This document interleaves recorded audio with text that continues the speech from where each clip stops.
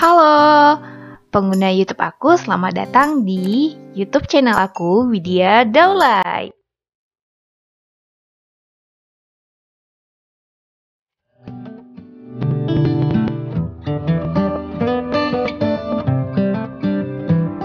Oke, jadi teman-teman, kali ini aku akan membahas tentang materi struktur organ tumbuhan.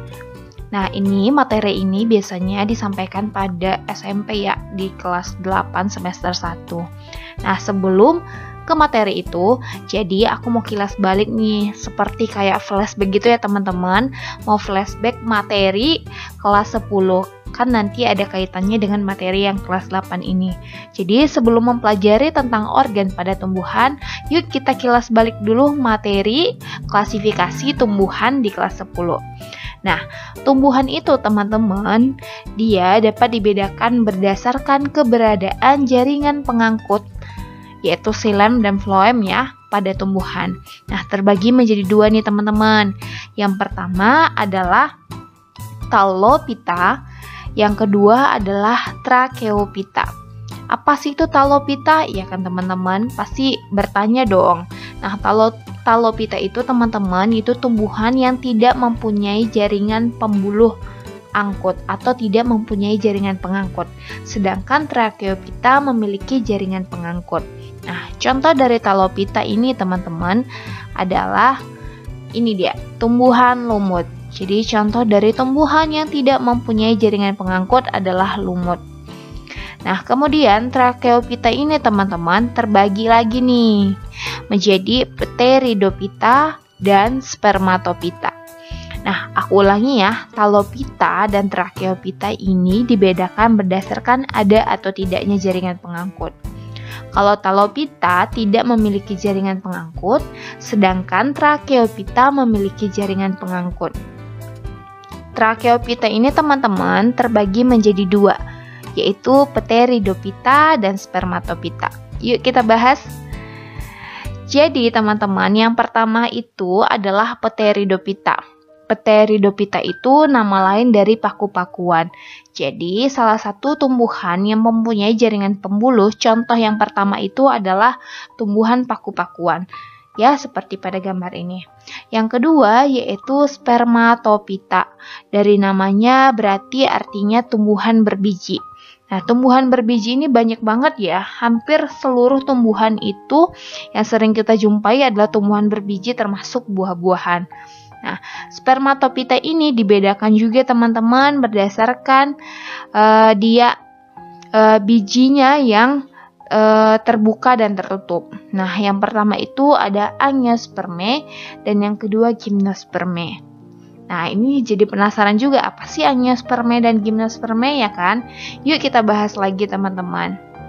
Nah, Gymnospermae ini adalah tumbuhan biji yang terbuka. Artinya bijinya tidak tertutup ataupun disebut juga gini ya, tumbuhan berbiji terbuka gitu. Salah satu contohnya adalah melinjo atau pohon Pinus mercusi. Nah, itu contoh dari Gymnospermae. Selanjutnya teman-teman, ada Angiospermae. Yang ini nih. Nah, Angiospermae ini adalah tumbuhan yang berbiji tertutup. Berarti bijinya ditutupi selubung, ya.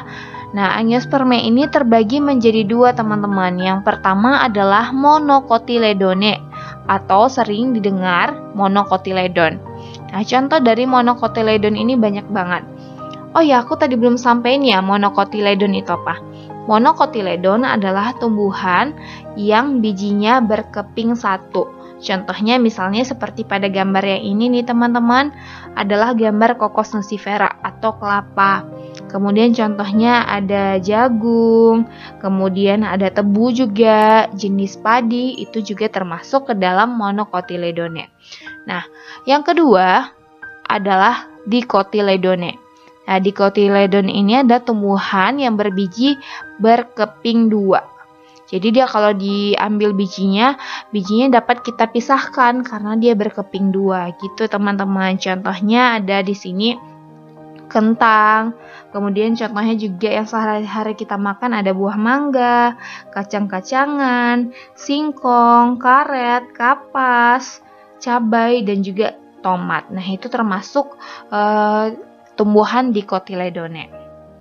Nah, kita udah ngebahas tadi kilas balik pengelompokan tumbuhan.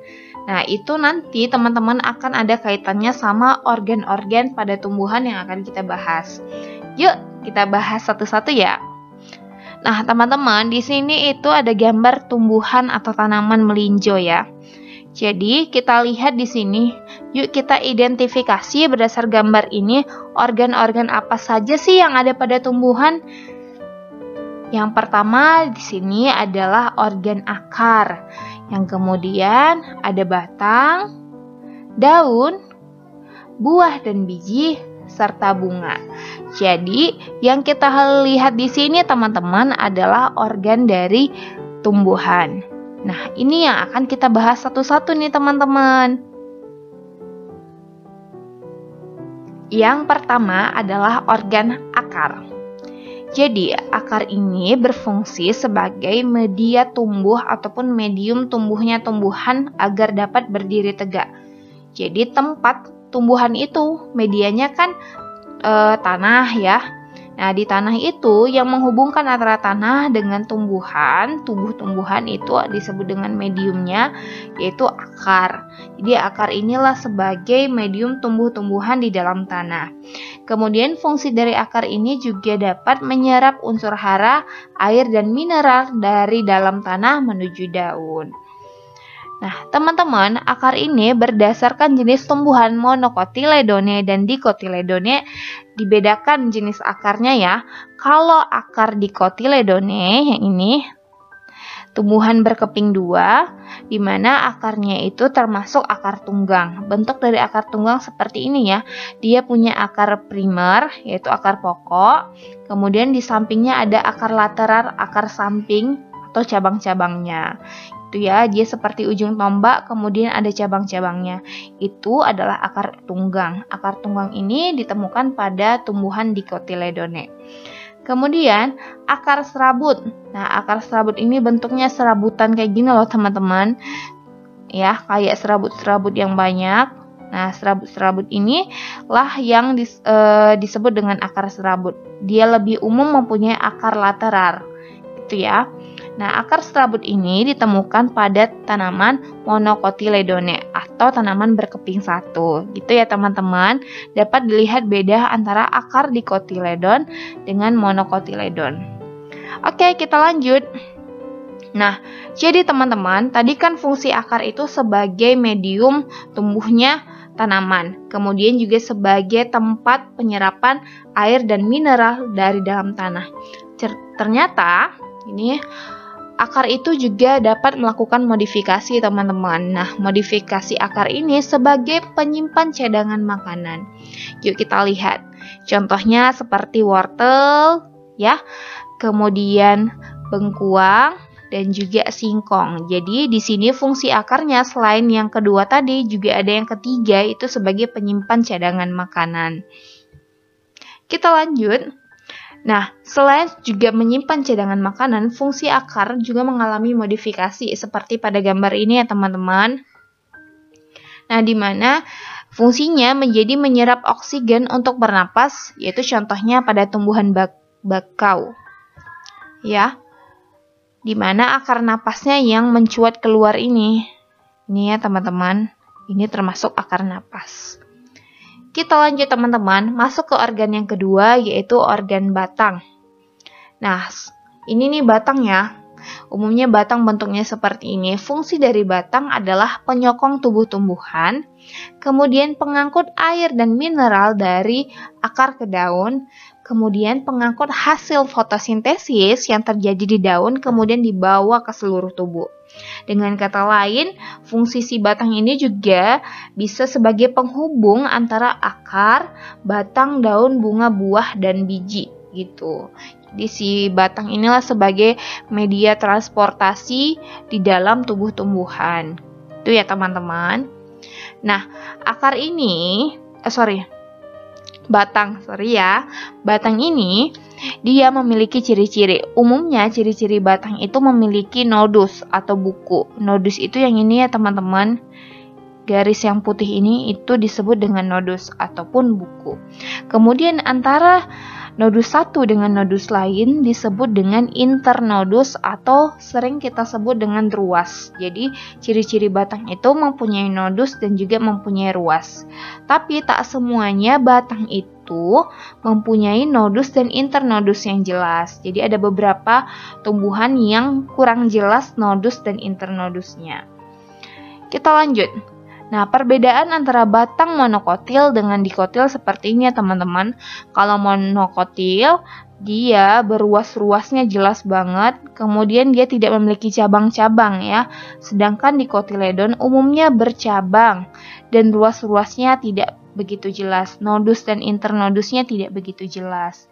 Umumnya dikotiledon juga diameter batangnya lebih besar dibandingkan dengan monokotiledon. Gitu ya teman-teman, sambil dicatat loh. Lanjut, selain fungsi yang tadi, fungsi batang yang tadi, batang juga dapat melakukan modifikasi fungsi sebagai penyimpan cadangan makanan, sama seperti akar tadi ya. Nah, di sini contohnya adalah pada tebu, kemudian rimpang kunyit ya, dan juga kentang. Jadi kentang itu bukan akar ya. Kentang itu adalah batang. Jadi dapat kita buktikan dari gambar ini ya teman-teman. Ini kentang, kemudian di sekeliling kentang itu kalau ketika kamu panen kentang masih ada serabut-serabut akar gitu ya. Masih ada akar-akarnya. Jadi jadi kentang itu adalah batang bukan akar.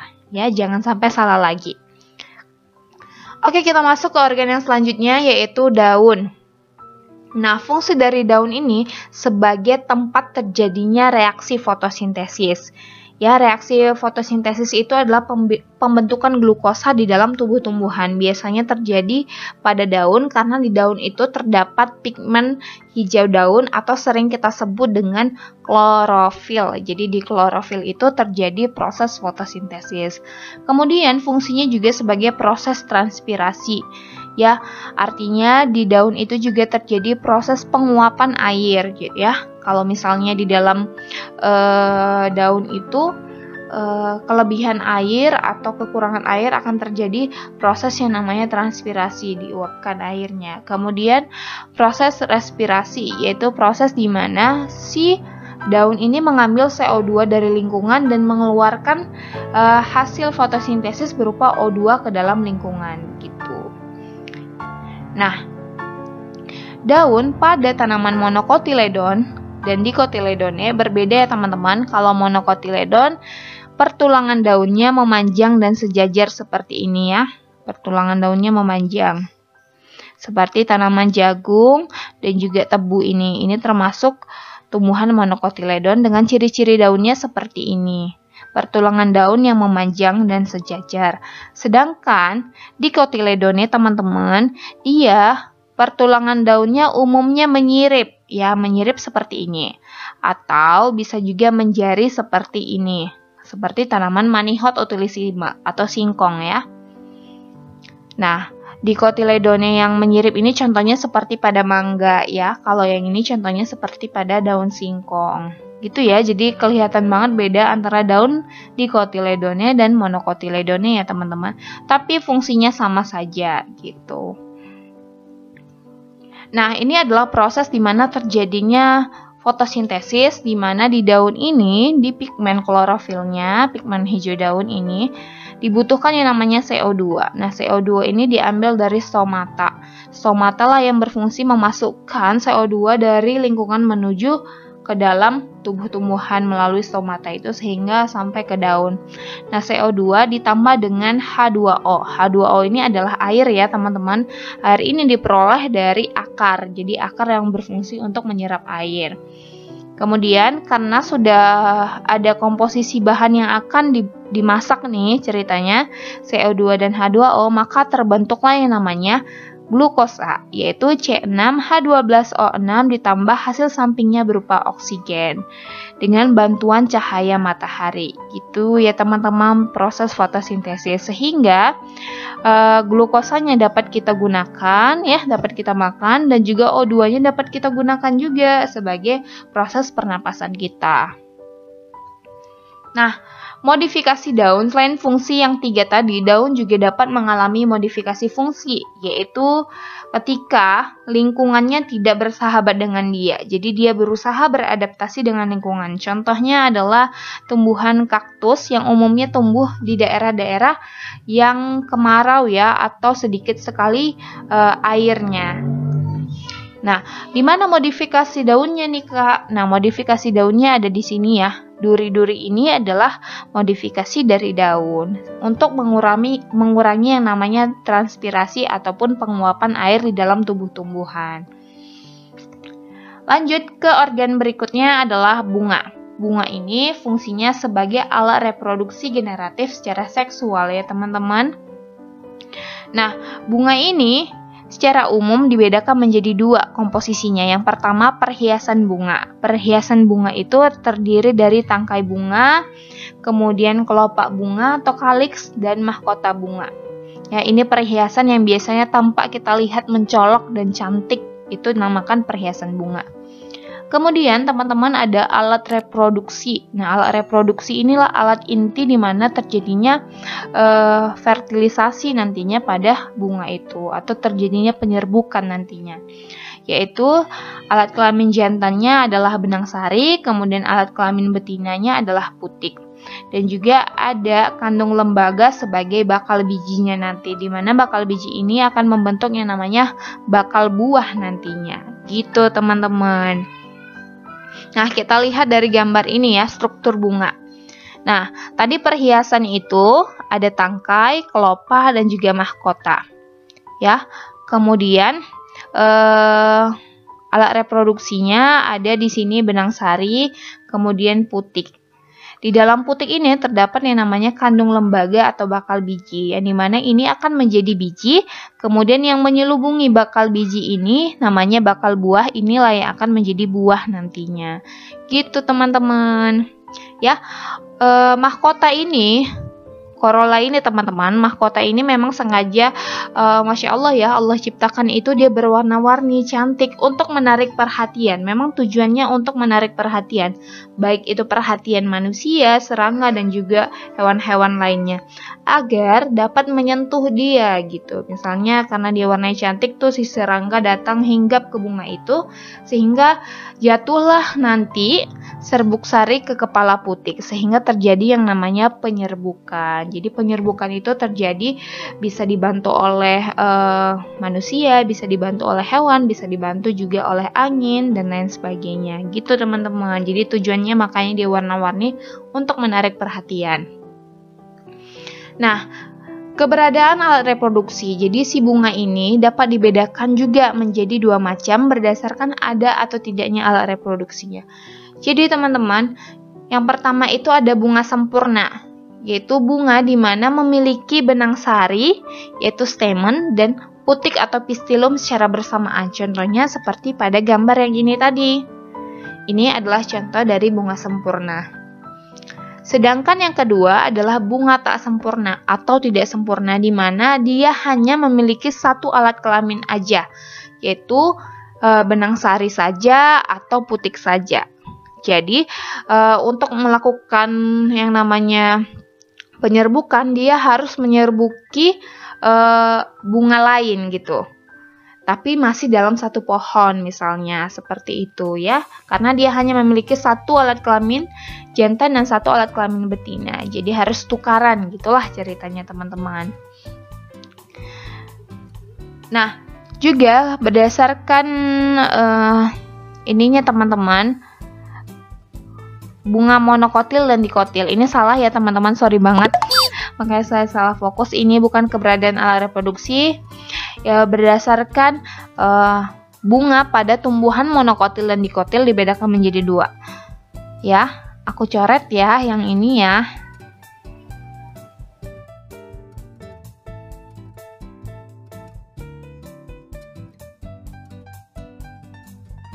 Nah, ini berdasarkan perbedaan bunga pada monocotyledone dan dicotyledon.